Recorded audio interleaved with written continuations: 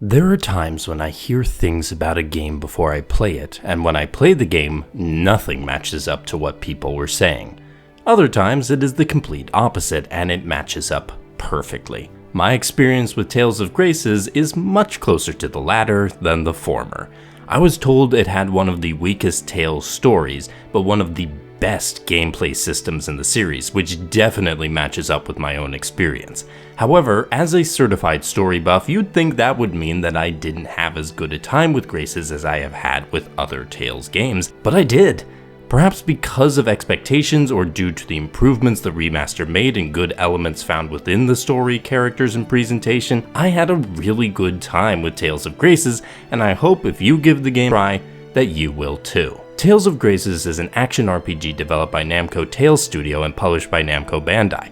The game initially released for the Wii in Japan in 2009, that release never came to the West, but a subsequent re-release called Tales of Graces F with a new after-story called Legacies and Lineages was released for the PS3 in 2010, and that release did come to the West in 2012. That was the last release for Tales of Graces until the recent announcement of the Tales of Remastered Project, where Tales of Graces was the opening game in that project. Tales of Graces F Remastered was announced for Switch, PS4, PS5, Xbox One, Xbox Series, and PC. The remaster added several quality of life features, improved visuals and frame rate, Japanese language support for the Western release, and greater accessibility options. This release came out on January 17, 2025. Much like I had heard before playing the game, critics have been pretty consistent across all releases in praising the gameplay, with critique coming in for the story as well as some aspects of the presentation. The good news for the remaster is that unlike certain other remasters, I'm looking at you, Symphonia, Tales of Graces F Remastered was a well put together update with great new additions, making that version the best version to play by far. I recommend it if that is an option, but it does seem that the original is still fine to play for those interested. Tales of Graces begins its story in the town of Lant in the Kingdom of Windor, where two brothers of the local lord, Asbel and Hubert, find a girl in the flowers on a hill nearby. She does not remember who she is and is given the name Sophie. Together, Asbel and Sophie start a friendship with the visiting Prince Richard, creating fond memories during their brief time together, despite the challenges of those childhood days. 7 years later, Asbel is completing his training as a knight when a series of events upends the kingdom. The king dies, a neighboring country invades Lant, and Asbel must try to protect his home, his prince, his friends, and family from the threats they face. This time, Asbel is determined to save everyone. But is that feasible? And if so, what might it cost him and those he cares for on their journey? Tales of Graces has the bones of a good story, and there are still some quality moments that help the narrative along.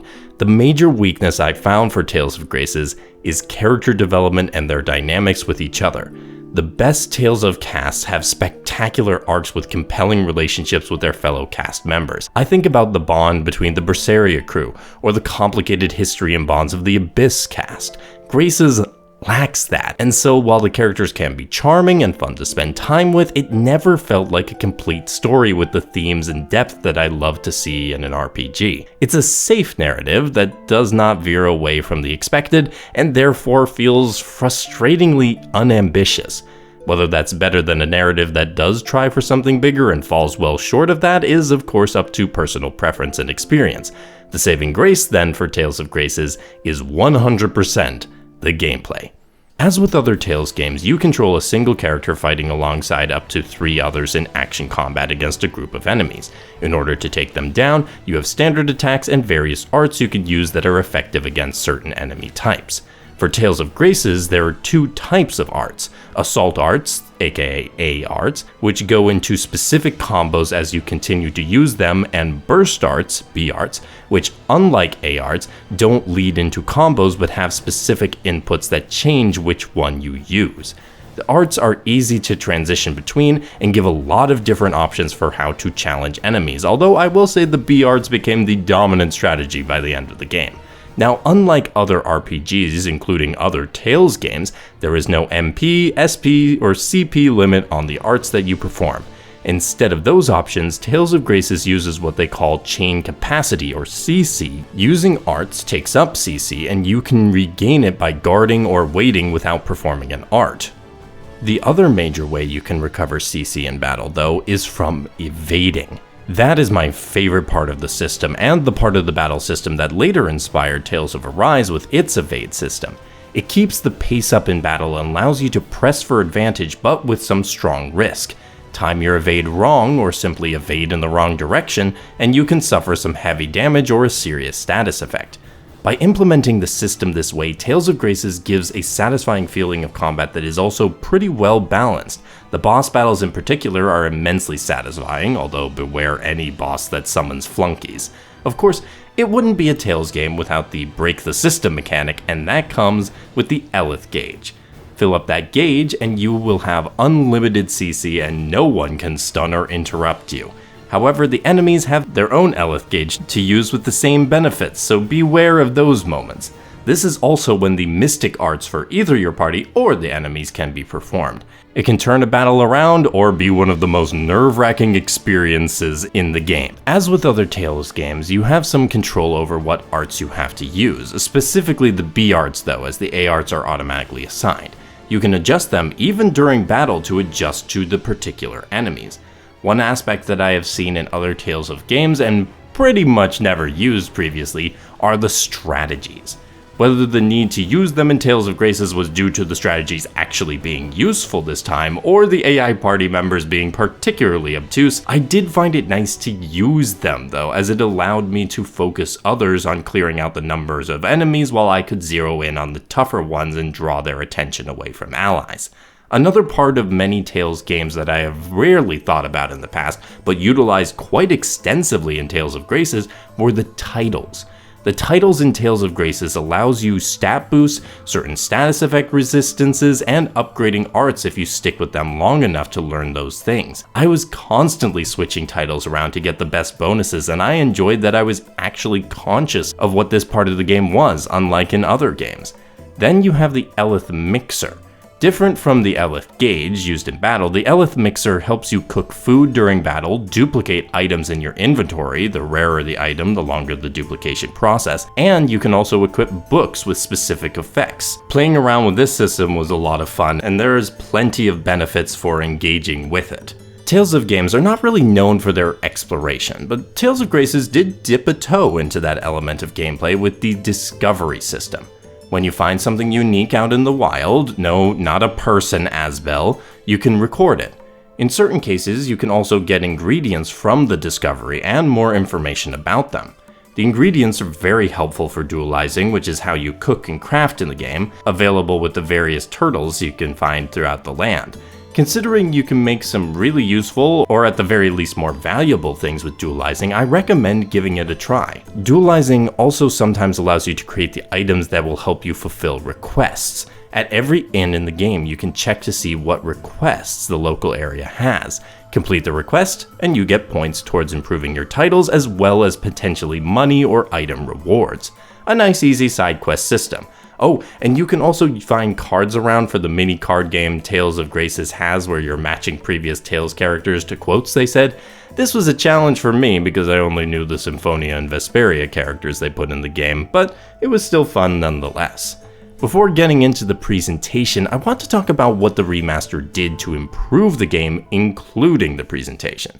The most prominent is definitely the markers on the map of where you need to go. I definitely would have gotten lost without them, and you can turn them off for those who want the original experience. There are also markers to follow that indicate limited time events and scenes you can see, which I also found helpful, otherwise I would have missed likely all of them. Other things you can toggle are a dash button and an enemy encounter toggle. You can skip cutscenes, have an autosave, retry battles, and more. In short, this is a solid remaster with plenty of good new features and generally making the game look and sound better. Bearing in mind that I played the previous remasters Vesperia and Symphonia on Switch and Graces on PC, it is clear that Graces had the most attention and care put into it of those three games. Now for the presentation in general, while the art is colorful and generally fine, I think there was something missing from the environments and character designs. I wish I could figure out the reason why I feel that way, but I'll just go with that they felt flat. Which is not an issue I've generally had with the designs of the characters and world in other Tales titles. The music is fine as well, music tracks that do what you expect them to do and not much beyond that. Voice acting was a mixed bag, as in there were some really good actors who did good work with their material, and inexplicably some performers I've enjoyed in other roles not finding their footing with this game. I usually chalk that up to directing, so we shall go with that for this one. However, one of those actors was in a really important role for this game's story, which definitely negatively affected my experience. Mainly through the additions and improvements from the remaster, the UI and UX for the game was excellent. The only quibble I had was with how dialogue would advance during these skits. For most of them, I would advance them manually, but occasionally they would advance automatically, and if I was pressing to advance manually, that would mean skipping the intervening dialogue. Eventually, I just set the dialogue to auto-advance for everything to avoid this issue, but it was annoying at times. Tales of Grace's presentation is fine. Nothing spectacular, but it works well enough to not overly detract from the overall experience of Tales of Graces. If you have to have your game remembered for one thing, I think excellent gameplay is definitely a good one to be remembered for. That is certainly the case for Tales of Graces and has left the game a strong legacy even as it fails to live up to other Tales games in story and presentation. Therefore, my recommendation, as usual, comes with the hope that my viewers understand what they are getting into with this title. Expectations, I find, are the reason for disappointments in gaming more often than the actual experience. In Tales of Graces, you should expect a serviceable story with some interesting ideas that excels in gameplay and elements adjacent to gameplay such as progression and outside of combat systems that synergize well with gameplay. I am thankful that Tales of Graces is now available to a wider audience of players, and if this is the quality the Remastered Project will offer for its games, then I'd say Tales fans are in for a good time. I'm definitely ready for those Tales of Xillia announcements now. Come on, Bandai Namco, you know you'll wanna. Thank you all for watching. Let me know your thoughts on Tales of Graces in the comments, give the video a like, and subscribe to keep up with my channel. Have a great day, and happy gaming.